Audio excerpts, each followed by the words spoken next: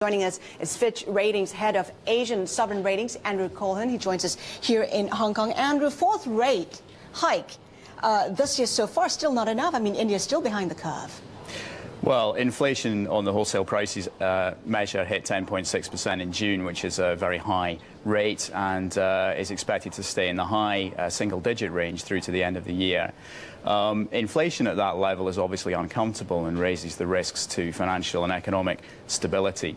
However, I think it's striking from our point of view on the sovereign credit side that we haven't yet seen it feed through to government debt yields.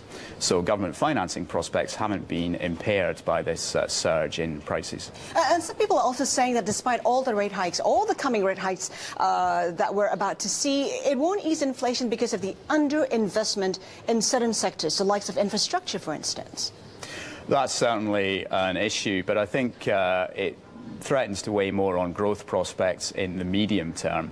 In the near term, I think we've seen an easing in money and credit growth in the first part of the year. That, combined with the impact of the monsoon on food production and food prices, will start to bring prices down by the end of the year, although I wouldn't deny that the infrastructure constraints are important. There's some risk that perhaps the poor people could go to the streets and could cause political instability. How do you view that risk? I mean, is that a concern for you?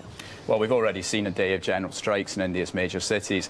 I think inflation is a very prominent political issue in India. Famously, we've seen governments fall on the price of onions.